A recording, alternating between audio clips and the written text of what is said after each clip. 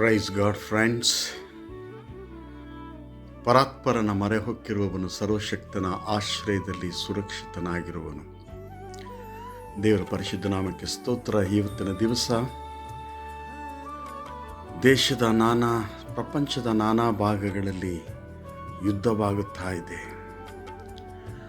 ಆ air base ಮೇಲೆ ಬಾಂಬ್ಗಳು ಬಿದ್ದವು, ಸ್ಕಡ್ ಮಿಸೈಲ್ಗಳು ಬಿದ್ದವು. ಈ ದೇಶ ನಾಶವಾಯಿತು, ಆ ದೇಶ ಭಯಂಕರ ಬಿಲ್ಡಿಂಗ್ಗಳು ನಾಶವಾದವು. ಎಲ್ಲಿ ನೋಡಿದರೂ ಫ್ಲೈಟ್ಸ್ಗಳು, ವಿಮಾನಗಳ ಪ್ರಯಾಣ ಕ್ಯಾನ್ಸಲ್ ಆಯಿತು. ಎಲ್ಲರೂ ಒಬ್ಬರಿಗೊಬ್ಬರು ಕೇಳುತ್ತಿದ್ದಾರೆ, ನಿಮ್ಮ ಫ್ಯಾಮಿಲಿ ಹೇಗಿದೆ, ಆ ದೇಶದಲ್ಲಿ ಹೇಗಿದೆ, ಈ ದೇಶದಲ್ಲಿ ಹೇಗಿದೆ. ನಿಮಗೆ ಗೊತ್ತುಂಟು, ಯಾರ ಮಧ್ಯದಲ್ಲಿ ಯುದ್ಧ ಭಯಂಕರವಾಗಿ ನಡೆಯುತ್ತಾ ಇದೆ. ನೂರಾರು ಸಾವಿರಾರು ಮಕ್ಕಳು ಈ ಲೋಕದ ಯಾತ್ರೆಯನ್ನು ಮುಗಿಸುತ್ತಾ ಇದ್ದಾರೆ. ಕ್ರಿಸ್ತನಲ್ಲಿ ಪ್ರೀತಿಯುಳ್ಳ ನನ್ನ ಪ್ರಿಯ ಸಹೋದರ ಸಹೋದರಿ, ಇದು ಒಂದೇ ಸಾರಿಗೆ ಪಕ್ಕನೆ ಆಗುತ್ತಿರುವಂಥ ಸಂಗತಿಯಲ್ಲ. ಇದು ದೇವರ ವಾಕ್ಯಕ್ಕನುಸಾರವಾಗಿ ನಡೆಯಬೇಕಾದಂಥ ವಿಷಯಗಳೇ. ಮತ್ತಾಯನ ಬರೆದ ಸುವಾರ್ತೆ 24ನೇ ಅಧ್ಯಾಯ 1ನೇ ವಚನದಿಂದ ನಾವು ನೋಡುವುದಾದರೆ, ಅಲ್ಲಿ ನಾವು ನೋಡುತ್ತೇವೆ, ಯೇಸು ಸ್ವಾಮಿಯ ಶಿಷ್ಯರು ದೇವಾಲಯದ ಹತ್ತಿರ ಕರೆದುಕೊಂಡು ಹೋಗಿ ದೇವಾಲಯದ ಕಟ್ಟಡವನ್ನು ತೋರಿಸುತ್ತಾರೆ, ದೇವಾಲಯದ ಕಲ್ಲುಗಳನ್ನು ತೋರಿಸುತ್ತಾರೆ. ಎಷ್ಟು ಅದ್ಭುತವಾಗಿ, ಎಷ್ಟು ಬಲಶಾಲಿಯಾಗಿ ಕಟ್ಟಲ್ಪಟ್ಟಿದೆ ಎಂಬುದಾಗಿ ಶಿಷ್ಯರು ಸ್ವಾಮಿಗೆ ಹೇಳುವಾಗ ಸ್ವಾಮಿ ಹೇಳುತ್ತಾನೆ, ಈ ಆಲಯದ ಇಂಥ ಕಲ್ಲುಗಳು ಮತ್ತೊಂದು ಕಲ್ಲುಗಳ ಮೇಲೆ ಇರುವುದಿಲ್ಲ, ಕಲ್ಲುಗಳು ಕಲ್ಲುಗಳ ಮೇಲೇ ಇರುವುದಿಲ್ಲ. ಯಾಕೆಂದರೆ ಎಲ್ಲವೂ ಕೆಡವಲ್ಪಡುವವು. ಯಾಕೆಂದರೆ ನಾನು ಬರುವ ಸಮಯಕ್ಕಿಂತ ಮುಂಚಿತವಾಗಿ ಇವೆಲ್ಲವುಗಳು ಆಗುವವು. ದೇಶಕ್ಕೆ ವಿರೋಧವಾಗಿ ದೇಶ, ಜನಾಂಗಕ್ಕೆ ವಿರೋಧವಾಗಿ ಜನಾಂಗ ಎದ್ದೇಳುವವು, ಅವು ಯುದ್ಧ ಮಾಡುವವು. ಸುಳ್ಳು ಪ್ರವಾದಿಗಳು ಎದ್ದು ಸುಳ್ಳು ಪ್ರವಾದನೆಗಳನ್ನು ಮಾಡುವರು. ಹೌದು, ಪಾಪಗಳು ಹೆಚ್ಚಾಗುವು, ದ್ವೇಷಗಳು ಹೆಚ್ಚಾಗುವು, ಪ್ರೀತಿಯು ತಣ್ಣಗಾಗಿ ಹೋಗುವುದು ಎಂಬುದಾಗಿ ಯೇಸು ಸ್ವಾಮಿ ತನ್ನ ಶಿಷ್ಯರಿಗೆ ಹೇಳಿದ. ಪ್ರಿಯರೇ, ಇವತ್ತಿನ ದಿವಸ ನಾವು ಈ ಒಂದು ಭಯಂಕರವಾದಂಥ ಪರಿಸ್ಥಿತಿಯಲ್ಲಿ ನಾವು ಜೀವಿಸುತ್ತಾ ಇರುವಾಗ ನಾವು ಸ್ವಾಮಿಯ ಕಡೆಗೆ ನಮ್ಮ ಕಣ್ಣುಗಳನ್ನು ಎತ್ತಿ ನೋಡಬೇಕಾಗಿದೆ. ನಾನು ಕಣ್ಣೆತ್ತಿ ಪರ್ವತಗಳ ಕಡೆಗೆ ನೋಡುತ್ತೇನೆ, ನನ್ನ ಸಹಾಯವು ಎಲ್ಲಿಂದ ಬರುವುದು? ಭೂಮಿ ಆಕಾಶಗಳನ್ನು ನಿರ್ಮಿಸಿದ ಯೆಹೋವನಿಂದಲೇ ನನ್ನ ಸಹಾಯ ಬರುತ್ತದೆ ಎಂಬುದಾಗಿ ಕೀರ್ತನೆ 121 1ನೇ ವಚನದಲ್ಲಿ ನಾವು ಓದುತ್ತೇವೆ.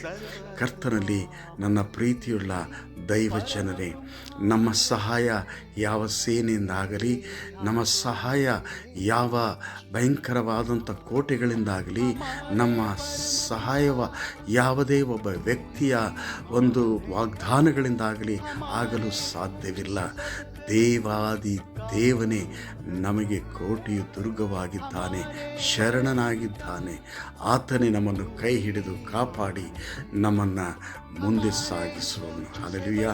ಇವತ್ತಿನ ದಿವಸ ಪುನಃ ಬೆಳಗಿನ ಜಾವ ನಿಮ್ಮ ಮುಂದೆ ಕುಳಿತುಕೊಂಡು ಯೇಸು ಸ್ವಾಮಿಯ ಒಳ್ಳೆಯತನವನ್ನು, ಆಗು ಹೋಗುಗಳನ್ನು, ಯೇಸು ಸ್ವಾಮಿ ನಮಗೆ ಮಾಡುವಂಥ ಎಲ್ಲ ಆಶೀರ್ವಾದಗಳನ್ನು ನಾವು ನೆನೆದು, ಆತನ ಅದ್ಭುತಗಳನ್ನು ನೆನೆದು ಆತನಿಗೆ ಸ್ತೋತ್ರ ಸಲ್ಲಿಸೋಣ. ಪ್ರಿಯರೇ, ಹೌದು, ಯೇಸು ಸ್ವಾಮಿ ಯಾವಾಗಲೇ ಬರಲಿ, ಆತನು ಖಂಡಿತವಾಗಿ ಬರಲಿದ್ದಾನೆ. ಆದರೆ ನಾನು ಸಿದ್ಧನಾಗಿದ್ದೇನೆಯಾ? ನಾವು ಸಿದ್ಧಳಾಗಿದ್ದೇವೆಯಾ?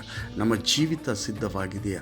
ನನ್ನ ಬಾಯಿ ಮಾತು, ನನ್ನ ಮನಸ್ಸಿನ ಆಲೋಚನೆ, ನನ್ನ ಕಣ್ಣಿನ ನೋಟ, ನನ್ನ ದೇಹ ದೇವರಿಗೆ ಗರ್ಭಗುಡಿಯಾಗಿದೆಯೋ?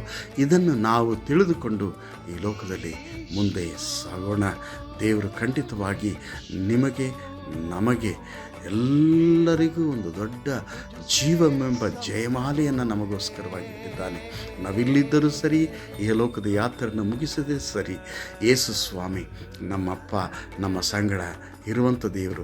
ನಾನಿರುವಲ್ಲಿ ನೀವಿರಬೇಕು ಎಂಬುದಾಗಿ ಹೇಳಿದಂಥ ದೇವರು ನಮ್ಮ ಸಂಗಡ ಇದ್ದಾನೆ. ಆತನಿರುವಲ್ಲಿ ನಾವು ಕೂಡ ಇರುವಂಥವರಾಗಿದ್ದೇವೆ. ಈ ಕಾರಣದಿಂದ ಯಾವ ರೀತಿಯಲ್ಲಿ ನಮ್ಮ ಹೃದಯವು ಕಳವಳಗೊಳ್ಳದಿರಲಿ, ಭಯಪಡಬೇಡಿರಿ. ಯಾಕೆಂದರೆ ತಂದೆಯ ಮೇಲೆ ಭರವಸೆ ಇಡಿರಿ, ನನ್ನ ಮೇಲೆಯೂ ಭರವಸೆ ಇಡಿರಿ. ಯಾಕೆಂದರೆ ತಂದೆಯ ಮನೆಯಲ್ಲಿ ಬಹಳಷ್ಟು ಮನೆಗಳಿವೆ.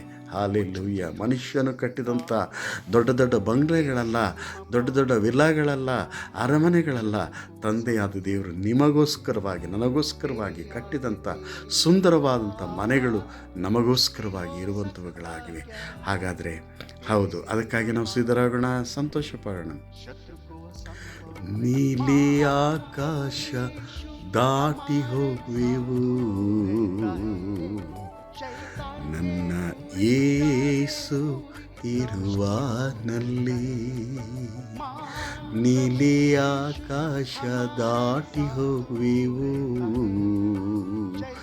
ನನ್ನ ಯೇಸು ಇರುವಾನಲ್ಲಿ. ಮೇಘದಲ್ಲಿ ಆತನನ್ನು, ಮೇಘದಲ್ಲಿ ಆತನನ್ನು ನಾವೆಲ್ಲ ಎದುರುಗೊಳ್ಳುವೆವು, ನಾವೆಲ್ಲ ಎದುರುಗೊಳ್ಳುವೆವು.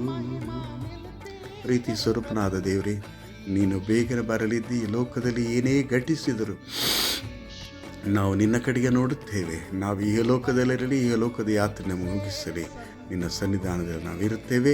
ಆ ನಿರೀಕ್ಷೆಯಿಂದ ಈ ಲೋಕದಲ್ಲಿ ನಮ್ಮ ಪ್ರತಿ ದಿನನಿತ್ಯದ ಎಲ್ಲ ಕೆಲಸ ಕಾರ್ಯಗಳಲ್ಲಿ ಮುಂದುವರೆದು ನಮಗೆ ಬರುವಂಥ ಎಲ್ಲ ಸವಾಲುಗಳನ್ನು ಎದುರಿಸಲಿಕ್ಕಾಗುವಂತೆ ಯೇಸುವಿನ ಅಭಿಷೇಕ ನಮ್ಮೆಲ್ಲರಿಗಾಗಲಿ. ಆಮೆನ್.